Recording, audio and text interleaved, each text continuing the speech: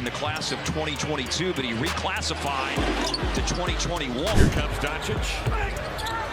Behind Powell in the corner. Dinwiddie feathers up a three that won't go, and Eubanks here with 40 against the Blazers in the win down at Dallas. Dallas 2-0. Sources said Doncic, who hasn't shown a desire to be involved in personnel matters in the past, has strongly indicated he wants the Mavs to upgrade before the February 9th trade deadline. I love Nico Harrison. I love Jason Kidd. I love the job that they did last year. Mark Cuban, obviously I got a lot of love for him. He's been there for years as the owner. But you got to get this man some help. Spencer Dinwiddie, okay, and Tim Hardaway Jr., good but not enough. You can't have that level of discrepancy asking him to carry that load all season long, and it's not eventually going to work against you. He needs help. 33, 8, and 8, he's doing his job. On 50% shooting, he's doing his job. Despite Luka Doncic playing out of his mind right now, the Mavs aren't looking sharp as they once were, as they've only won 3 games out of their last 10, and managed to only have a 2-8 record if Luka fails to score at least 30 points this season. Clearly, Luka needs help.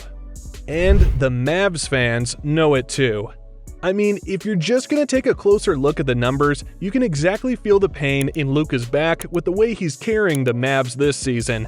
See, Luka Doncic is just a one-man wrecking crew for Dallas as he leads the team in points, steals, assists, rebounds, along with a bunch of advanced stats like value over replacement, as well as offensive and defensive win shares. Now, with that being said, I'm neither putting Luka on a pedestal nor putting the Mavs supporting cast in a bad light here. And if we're going to play the blame game for the Mavs' up and down performance this season, then the blame should be put on the upper management guys, cause they were the ones who put up this current lineup together. Basically, the main problem with the Mavs lineup right now is that their entire system pretty much revolves around and depends on Luka so much. The Mavs' bread and butter on offense has always been the pick and roll. And as you can see, Luka ranks second in the league in pick and roll efficiency, which simply means that Luka pretty much runs the show when it comes to executing the Mavs offense. However, when Luka doesn't get involved in their offense, that's where the real problem of the Mavericks starts.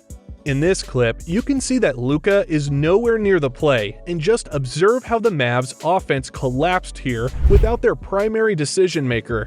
The other main problem of the Mavs right now is that most of their role players like Dwight Powell, Reggie Bullock, and Davis Bertans are merely catch-and-shoot guys who can't manufacture their own shots. And among them, only Spencer Dinwiddie is the nearest guy who can almost fill the role of Luka as facilitator as well as a player who can score in isolation.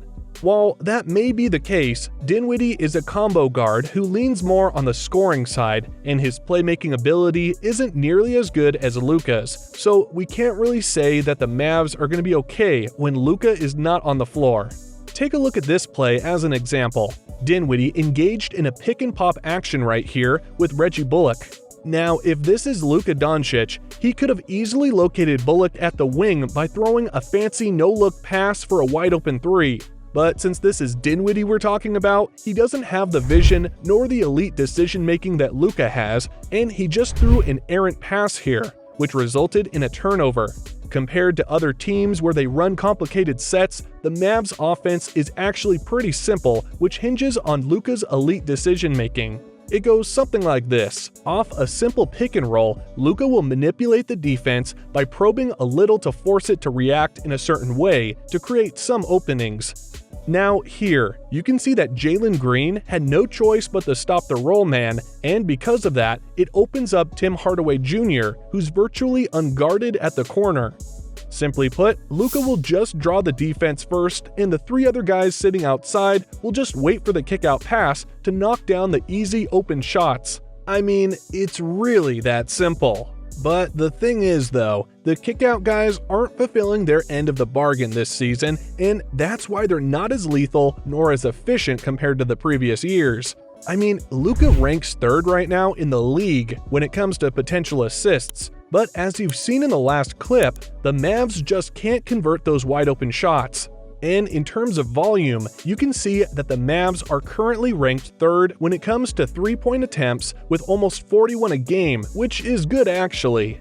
But in terms of efficiency, the Mavs are way below in the rankings as they only hit 36.2% of their shots from the three-point range.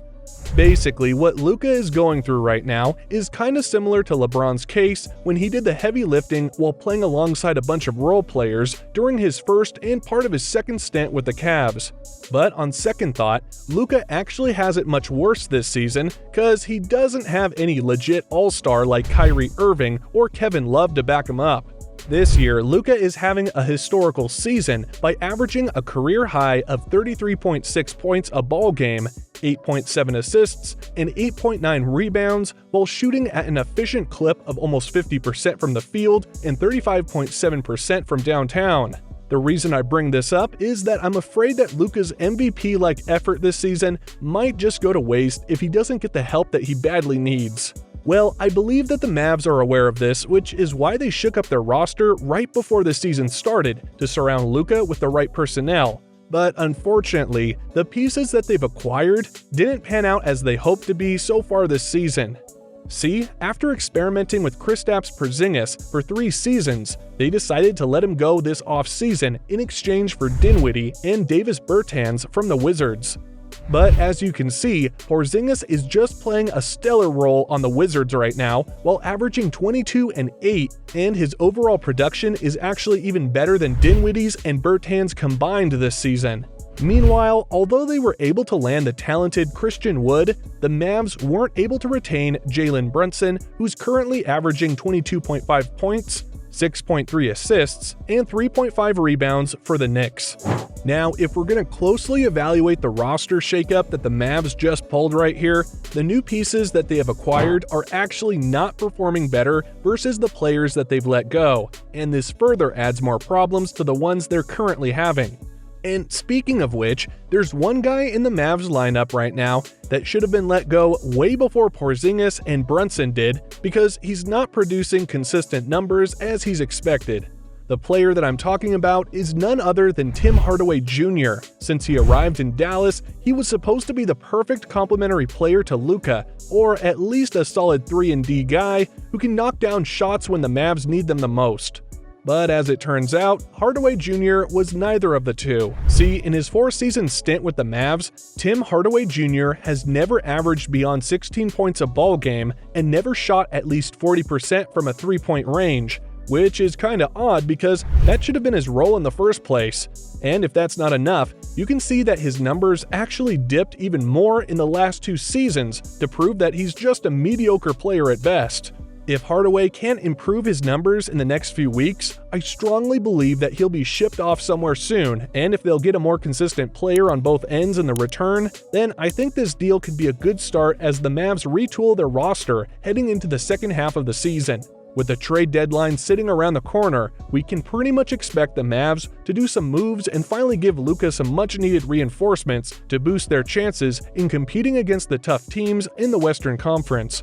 Now, when Spencer Dinwiddie was asked if he thinks that Luka actually needed help, he quickly died down the flame by saying, Luka is obviously far and away our superstar, and we have other guys that are good players, obviously, but because there's not another, superstar, it's not going to be, pitted against, the light's not going to be shown against each other, and, apples to apples, it's going to be Luka and the boys. And so you just got to be mentally tough and be built for that off the court because, like I said, on the court, he's going to make it a lot easier for you.